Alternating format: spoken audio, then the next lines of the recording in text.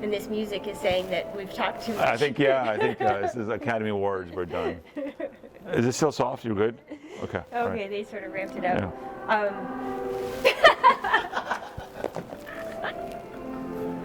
At the engineering school, the Science and Engineering Complex at Harvard University, you just thought it was nerds, but we actually have live musical performances and a vocal choir. We wish you could see it. Did you see all of the literature coming out of Davos? Well, look, there were so many reports that came out, and literally I couldn't even keep up with it. I threw it all into ChatGPT. No. Yes. Let's use AI to understand the AI content. That's right. That's right. And when we were pulling this together, it was the middle of budget season. Oh. So I said, I'm really down and out, really mundane existence. Can you make it funny? Budget season. And it can make it funny. Yeah, I mean, it's a little corny. Of course. GPT humor is a little corny. But it can uplift your spirit. Yeah. The first insight is that AI is like the new Italian coffee machine, in that everyone's excited about it, everyone wants to use it, but not a lot of people understand what it can and can't do. Yeah, and then you go, well, what are the right beans doing? Like, what's the input?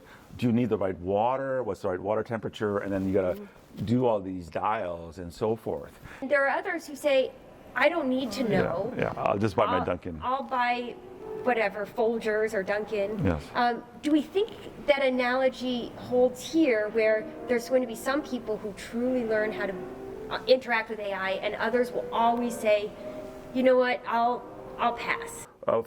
So we're not there yet where you can put a pod in and get going. There's still a lot of craft needed. And I think our research supports this view. We ran this experiment about ChatGPT inside of a consulting company, a Boston consulting company group, and we found that some tasks it was really good at, like creative problem solving, innovation, massive boost in performance, like a 40% boost in performance. But for other tasks that are equally difficult, like reading closely, like customer interview notes, and then making sense of a spreadsheet, it was actually terrible at. My take actually is that this won't be a plug-and-play tool, right? And when you bring this into companies, you will have to know that for the task flow, where is this good at, where is this going to be bad at, and where will your workers, well-intentional people, fall off because they're just trusting the AI too much. However, there was a debate at Davos over jobs. Yes. And so GPT thought it would be funny to say that this was a Hawaiian pizza debate. But it's a contradiction. Yes. Right? Like Hawaiian pizza is a contradiction to most tastes. On the one hand, you get these superpowers, but on the other hand, it might actually eliminate jobs. Right. Does it create more jobs or destroy more jobs? Yeah. And there were voices on both sides. Now, when looking at the research of the Institute, we have voices on both sides. Yeah. In our Tech for All lab, have found in an amazing experiment with entrepreneurs in Kenya, small to medium-sized business owners, that the GPT-4 actually helps with entrepreneur performance, which would then signal like more job creation.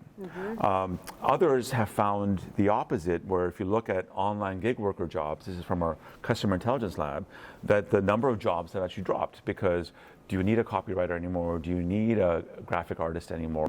I think it's nailed it. Like this Hawaiian pizza metaphor is a good way to think about it. Like it's both sweet and savory and salty, and typically those two things don't go together.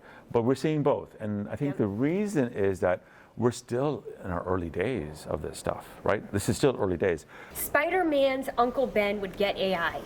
And it's funny, when we socialize this finding, most people say, I don't get it. Yes. Except for my 10-year-old. Yes. And I said, well, what does Spider-Man's Uncle Ben say? Yes. He said, with great power comes great responsibility. Oh, yes. So again, ChatGPT really speaking to the youth here and making it relevant for them. Now, what do you think? It's all about its training data. That's right.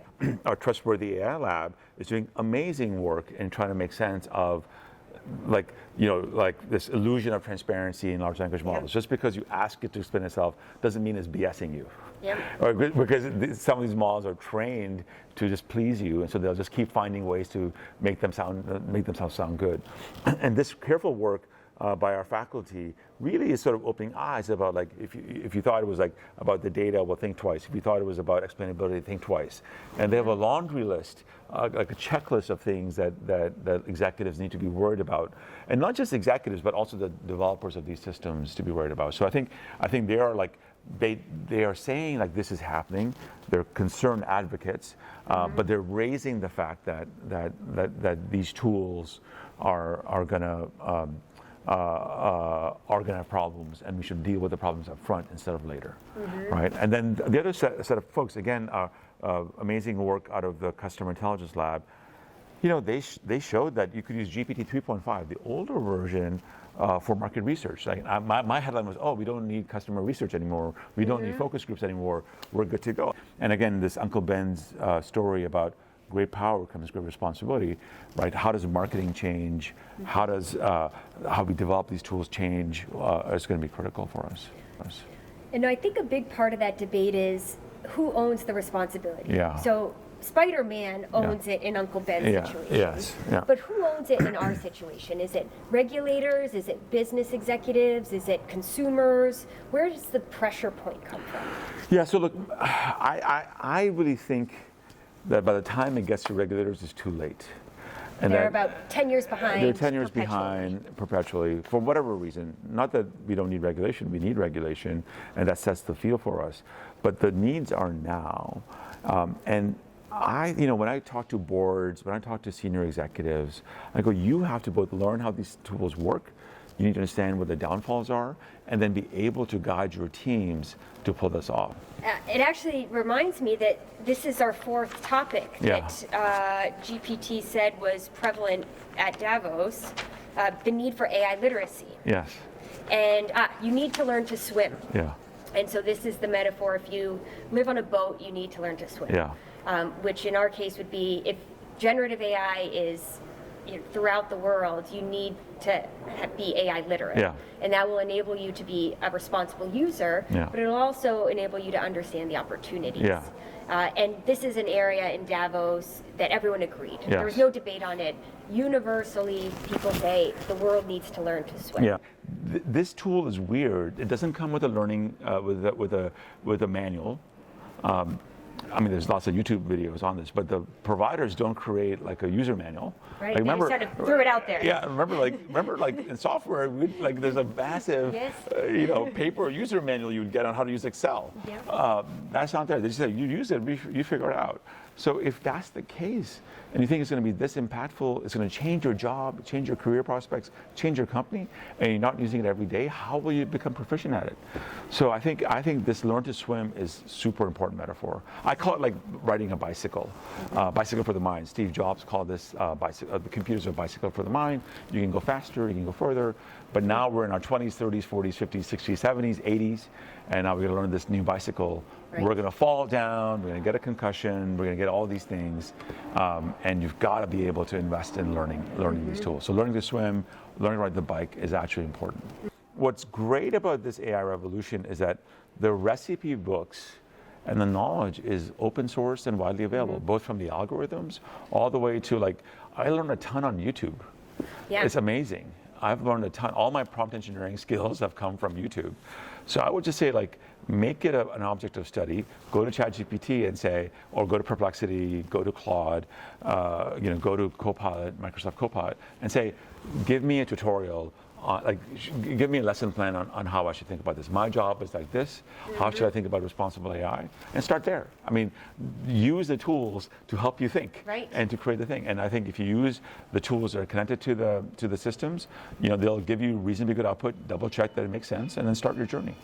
So we've done this report on how to condense all the learnings about Davos into 5 hilarious, irreverent takes on it, but high information content. People can get this anywhere? Report's out now. Okay. Everyone can read it. All right. 5 pages. 5 pages, okay. Not 5,000 pages. Yes. And this is the entire report has been created with ChatGPT. Correct. All the content is ChatGPT. Yep. Awesome.